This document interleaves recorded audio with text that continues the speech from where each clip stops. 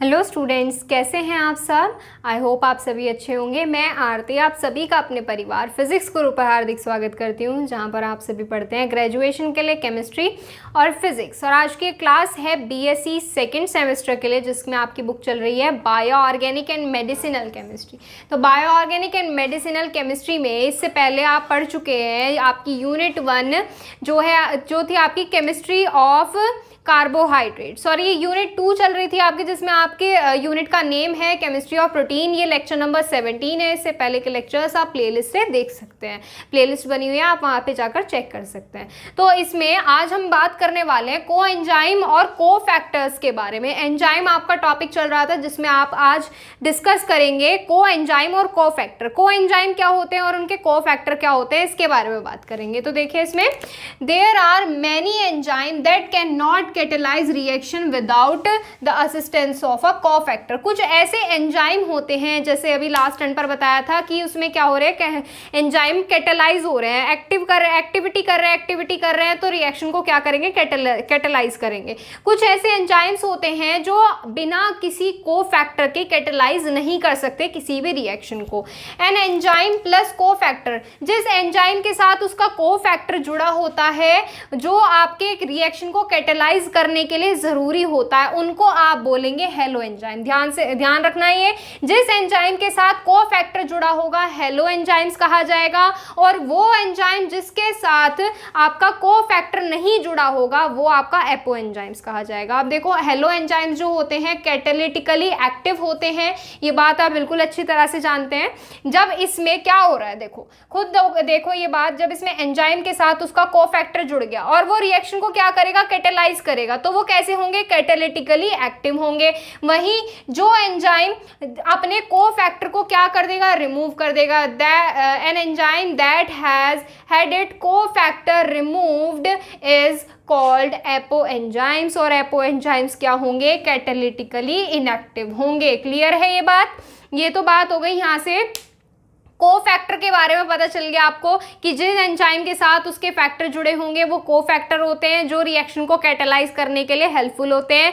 जिनके साथ कोफैक्टर जुड़े होते हैं हेलो एंजाइम्स कहे जाते हैं, और जिनको अपने कोफैक्टर रिमूव करने पड़ते हैं वो आपके एपो एंजाइम्स कहे जाते हैं। आगे देखिए, इसमें कोफैक्टर जो होंगे मे बी मेटल आयन और ऑर्गेनिक मॉलिक्यूल। जो आपके कोफैक्टर एंजाइम के साथ जुड़े होंगे वे मेटल आयन के बने हो सकते हैं, और या फिर कैसे हो सकते हैं, ऑर्गेनिक मॉलिक्यूल्स हो सकते हैं। जैसे मेटल आयन कोफैक्टर के बारे में बताया गया है, ये आपके लुईस एसिड की तरह एक्ट करते हैं और कैटेलिटिकली एक्टिविटी को मैक्सिमाइज कर देते हैं। ये बात आप बिल्कुल अच्छे से जानते हैं। कोफैक्टर क्या कर देते हैं, कैटेलिटिकली एक्टिविटी को मैक्सिमाइज कर देते हैं। किसकी, एंजाइम की, बाय फॉर्मिंग। अब ये कैसे करेंगे, by forming a coordinate complex with the substrate. ऐसे बहुत से रीजंस हैं जिसकी वजह से आपके कोफैक्टर जो होते हैं लुईस एसिड की तरह एक्ट करते हैं और कैटेलिटिकली एक्टिविटी को क्या कर देते हैं, मैक्सिमाइज कर देते हैं। ये इसके कुछ रीजंस है, जैसे इसमें forming a coordinate complex with the substrate, जिसमें एंजाइम क्या करेगा, सबस्ट्रेट के साथ अपना एक कॉम्प्लेक्स बनाएगा। कॉम्प्लेक्स बनाने के बाद यहाँ से क्या होगी, उस एंजाइम की एक्टिविटी इंक्रीज हो जाएगी। ये बात आप सभी जानते हो। लास्ट टर्न पर भी हम इसमें बहुत डीपली डिस्कस कर चुके हैं इस चीज को लेकर कि सबस्ट्रेट जब जुड़ता है एंजाइम के साथ तो वो उसकी एक्टिविटी को क्या कर देता है, इंक्रीज कर देता है। दूसरा रीजन है enhancing the nucleophilicity of water in the active site. Enzyme की जो एक्टिव साइट होती है उसमें आप वाटर की क्या कर सकते हो, न्यूक्लियोफिलिसिटी बढ़ा सकते हो, जिससे भी आपका कोफैक्टर क्या करेगा, एंजाइम की एक्टिविटी को मैक्सिमाइज कर देगा। ठीक है, अब आगे देखो, इसमें enzyme having a tightly bound metal ion. Enzyme जो होते हैं टाइटली बाउंडेड मेटल आयन से जुड़े होते हैं, उनको मेटलो एंजाइम्स कहे जाते हैं। मेटल आयन जैसे आपके CO, Cu, Fe, Ni, ये जो होते हैं आपके मेटल आयंस जितने भी बनते हैं, ये अगर आपका एंजाइम मेटल आयन से जुड़े होते हैं तो मेटलो एंजाइम्स कहे जाते हैं। छोटी छोटी कुछ डेफिनेशंस थी अब तक, hello enzyme, apo enzyme, Metlo enzyme और कोफैक्टर। ये सारी डेफिनेशंस आप क्या करेंगे, नोट करेंगे। फिर उसके बाद मैं आपको किसके बारे में बताऊंगी। अभी देखो, मैंने यहाँ पर क्या बताया था, कोफैक्टर में भी मेटल आयन, मेटल आयनिक के बारे में अब तक बता चुकी हूँ। अब इसमें ऑर्गेनिक मॉलिक्यूल के बारे में बताऊंगी, पहले आप इसे नोट डाउन करिए। देखिए अब इसमें आगे को फैक्टर के बारे में। अब देखो को फैक्टर तो आपने पढ़ लिया, को फैक्टर तो समझ में आ गया होगा आपको क्या होता है। अब बात करते हैं को एंजाइम की। Cofactor that are organic molecule are termed as coenzyme, यानी कि को फैक्टर जिसमें आपके ऑर्गेनिक मॉलिक्यूल्स प्रेजेंट हो वो आपके को एंजाइम कहे जाते हैं। समझ में आ गई इतनी बात, छोटी सी बात है। अब देखो जितने भी को एंजाइम होंगे वो को फैक्टर हो सकते हैं, पर सारे को फैक्टर को एंजाइम्स नहीं हो सकते। बहुत ही छोटी सी चीज है, क्या है ये, मैंने भी बताया कि जितने भी को फैक्टर जिसमें भी ऑर्गेनिक मॉलिक्यूल होंगे वो आपके क्या कहे जाएंगे, को एंजाइम। पर ये जरूरी तो नहीं कि हर एक को एंजाइम आपका को फैक्टर हो।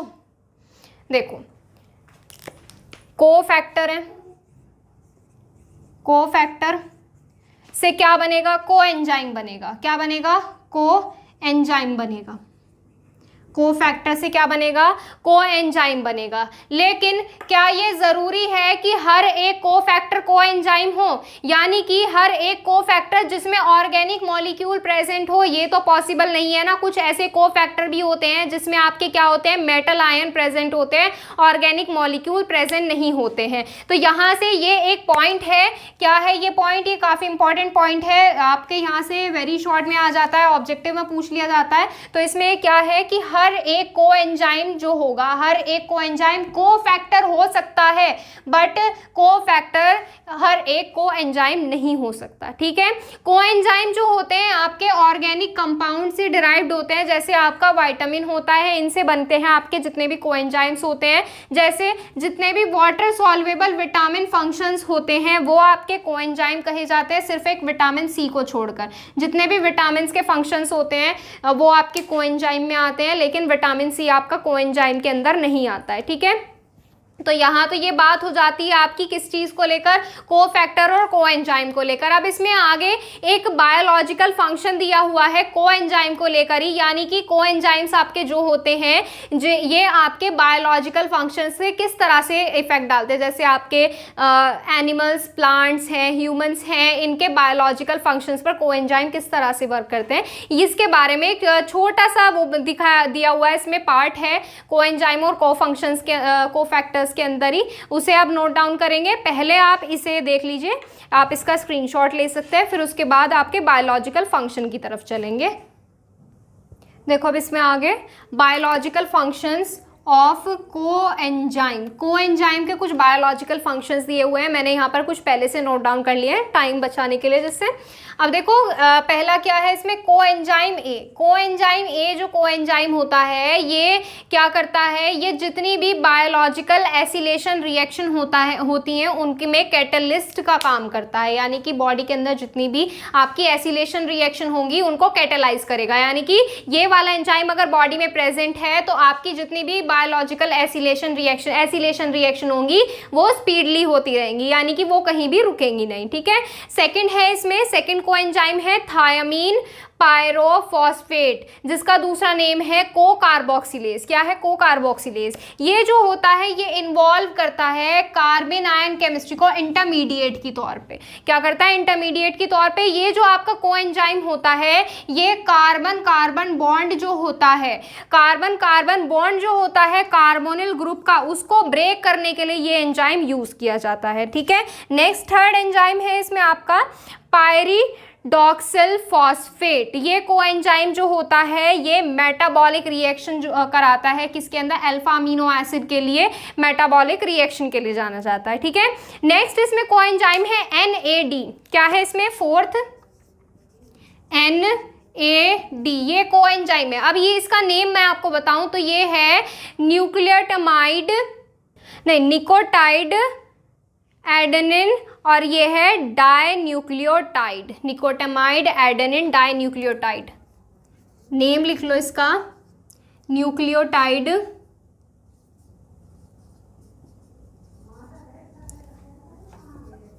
अमाइड, और नेक्स्ट क्या है इसमें, डाइन्यूक्लियोटाइड्स, निकोटिअमाइड। एक तो इनके नेम भी इतने क्रिटिकल होते हैं, निकोटिअमाइड एडेनिन डाइन्यूक्लियोटाइड। डाइन्यूक्लियोटाइड। ये वाला जो आपका क्या होता है, ये वाला जो आपका कोएंजाइम है, ये आपका हाइड्रोजन ट्रांसफर के लिए यूज किया जाता है। तो इसमें आप क्या लिख सकते हैं, ये किसके लिए यूज किया जाता है, ये किसके लिए जाना जाता है, हाइड्रोजन ट्रांसफर के लिए। बॉडी में क्या करता है, हाइड्रोजन का ट्रांसफर करता है। ठीक है, ये हो गया आपका यहाँ से फोर्थ वाला पॉइंट। अब इसके आगे है इसमें NADP। पहले आप इसे नोट करो, फिर उसके बारे में बताएंगे। ये है NADP। नेक्स्ट इसका नेम है निकोटी अमाइड एडेनिन डाइन्यूक्लियोटाइड फॉस्फेट। उसमें जैसे आपका NAD था ना पिछले, उसमें आपको क्या ऐड करना है, फॉस्फेट ऐड करना है। नाम लिख सकते हो अब इसमें आगे। ये जो आपका कोएंजाइम होता है, ये डीहाइड्रोजिनेशन के लिए जाना जाता है। किसके लिए, डीहाइड्रोजिनेशन के लिए। डीहाइड्रोजिनेशन के लिए ये वाला एंजाइम आपका जाना जाता है। ठीक है, अब इसके आगे है इसमें आपका next coenzyme flavin mononucleotide. Next ये कौन सा है, फोर्थ या फिफ्थ, जो भी नंबर हो आप डाल लेना। अभी क्या बताया, फ्लेविन मोनोन्यूक्लियोटाइड। फ्लेविन मोनोन्यूक्लियोटाइड क्या है, फ्लेविन मोनोन्यूक्लियोटाइड। ये वाला जो आपका कोएंजाइम होता है, ये डिफरेंट टाइप के प्रोटीन्स के साथ जुड़ता है और एंजाइम बनाता है। ठीक है, तो यहां से आप क्या लिख सकते हो, इसमें आ जाएगा it combines with various specific protein के साथ क्या करता है, ये कंबाइन हो जाता है एंड फॉर्म क्या बनाएगा, एंजाइम आपका यहां से ये बनाएगा, टू फॉर्म एंजाइम। नेक्स्ट जो आपका यहां से कोएंजाइम है वो है आपका FAD, फैड। FAD इसकी फुल फॉर्म क्या है, इसकी फुल फॉर्म है फ्लेविन एडेनिन डाइन्यूक्लियोटाइड। ठीक है, और इसका एक दूसरा नेम भी है, दूसरा नेम है आपका इसका एलॉक्सिन एडेनिन डाइन्यूक्लियोटाइड। जैसे ये फ्लेविन एडेनिन डाइन्यूक्लियोटाइड है, वो आपका एलॉक्सिन एडेनिन डाइन्यूक्लियोटाइड है। एलॉक्सिन एडेनिन डाइन्यूक्लियोटाइड। ठीक है, अब इस कोएंजाइम का वर्क क्या है, इस कोएंजाइम का वर्क है आपका यहां से कार्बोहाइड्रेट और अमीनो एसिड के मेटाबॉलिज्म में। क्या यूज है इसका, क्या काम करता है, आगे लिखो इसमें। इट इज रेस्पॉन्सिबल फॉर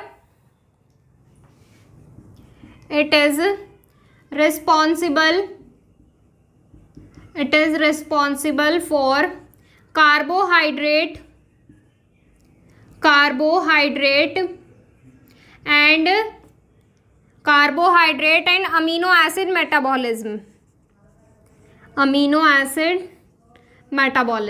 ठीक है, नेक्स्ट है इसमें, नेक्स्ट जो आपका कोएंजाइम है वो है विटामिन B12। क्या है, विटामिन B12। अब ये विटामिन B12 कैसा कोएंजाइम है, देखो ये जो विटामिन B12 है इसके साथ जुड़ा है इसमें cyanocobalamin.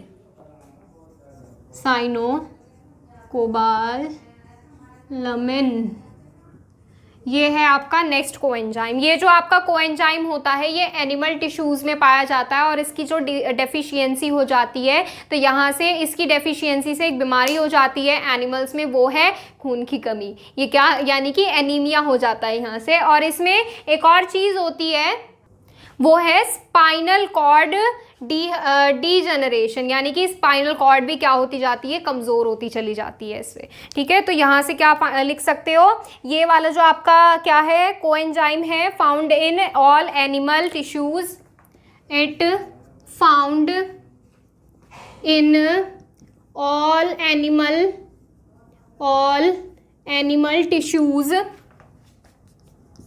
tissues and its deficiency causes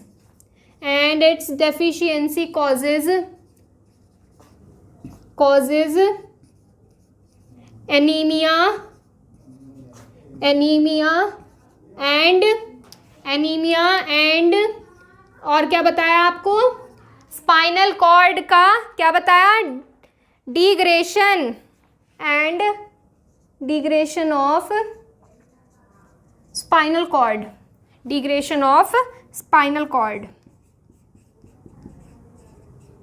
ठीक है, अब इसमें नेक्स्ट कोएंजाइम क्या है, एक और इसमें लिख लो अगर लिखना चाहो तो आप, वो है लिपोइक एसिड। नेक्स्ट जो कोएंजाइम है, और आपने अगर इसका स्क्रीनशॉट ना लिया हो तो स्क्रीनशॉट ले लेना, ध्यान नहीं रहा है, पहले ही रफ कर दिया इसमें। तो देखो अब इसमें आगे लिपोइक एसिड जो आपका कोएंजाइम है वो किस में पाया जाता है, बहुत ही आसान है, ये आपका किस में, ये प्लांट्स में मिलता है, एनिमल्स में मिलता है। नेक्स्ट है आपका इसमें से लिपोइक एसिड। अब इसमें अगर आपने बेटा स्क्रीनशॉट ना लिया हो पहले वाली का, मेरे ध्यान नहीं रहा इसमें आपको बोलना, तो आप इसका स्क्रीनशॉट ले लो।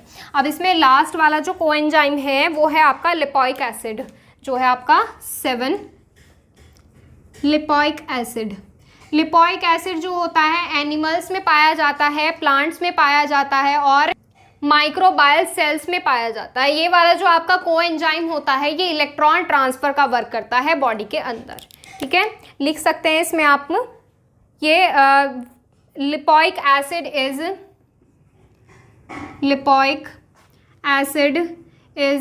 Widely distributed in plants, animals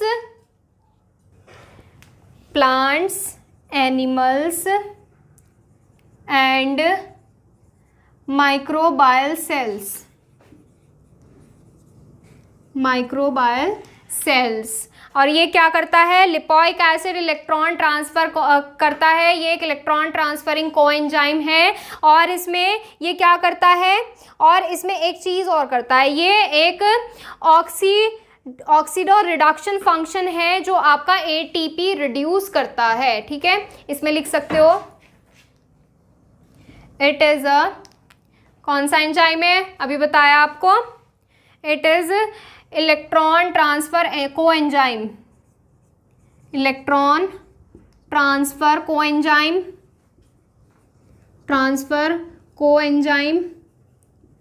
और क्या बताया आपको, ये है आपका ऑक्सीडो रिडक्शन फंक्शन है जो आपका एटीपी रिड्यूस करता है,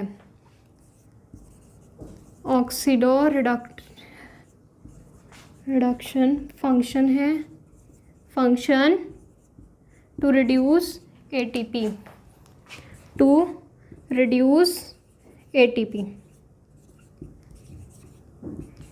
का क्या करता है, रिड्यूस करता चला जाता है, टू रिड्यूस एटीपी। अब ये तो हो गए इसमें बायोलॉजिकल फंक्शंस कोएंजाइम के, ये हो गए यहाँ से कंप्लीट। अब इसके आगे इसमें करेंगे हम मैकेनिज्म के बारे में डिस्कस। पहले आप इसका स्क्रीनशॉट ले लीजिए। देखो अब इसमें आगे ये मैकेनिज्म है, मैकेनिज्म में हम क्या करेंगे, मैकेनिज्म में आप कोई भी कोएंजाइम ले लीजिए इसमें, और उसमें आपको क्या करना है अभी बताएंगे। मैकेनिज्म में देखो हमने यहाँ पर क्या लिया है, एक राइबोफ्लेविन नाम का कोएंजाइम लिया हुआ है जिसकी स्ट्रक्चर कुछ इस तरह से होती है। राइबोफ्लेविन कोएंजाइम जो होता है, अब हम इसका करेंगे रिडक्शन, और रिडक्शन करने पर जब हम इसका रिडक्शन करेंगे तो 1 और ये आपका कौन सी पोजीशन पर, 5th पोजीशन पर, आप 10 पोजीशन पर आपका यहाँ पर जुड़ जाएगा हाइड्रोजन जुड़ने के बाद आपका यहाँ से कोएंजाइम क्या हो जाएगा, डायहाइड्रोराइबोफ्लेविन में कन्वर्ट हो जाएगा। अब देखो यहाँ से हम क्या करेंगे, इसमें बिल्कुल सिंपल है, इसमें आपको क्या करना है, इसका रिडक्शन करना है। क्या करोगे, इसका रिडक्शन करोगे, 2H लेकर रिडक्शन होता है अब तक, अब भी ऐसे ही करोगे। अब देखो इसमें कौन सी पोजीशन पर जुड़ेगा, 1 पोजीशन पर और 10 पोजीशन पर आपका यहाँ से क्या जुड़ जाएगा, H जुड़ जाएगा, एक H इधर और एक H इधर, और यहाँ से आपका क्या बन जाएगा, डाईहाइड्रो राइबोफ्लेविन। और पोजीशन भी लिख सकते हो, क्या लिख सकते हो, 110 बनाओ। यहाँ से किस तरह से बनेगा, कि आपके 3 ग्रुप ऐसे जुड़े हैं जिसपे क्या है, बीच में N जुड़ा है, यहां पर क्या है, यहां पर N जुड़ा है,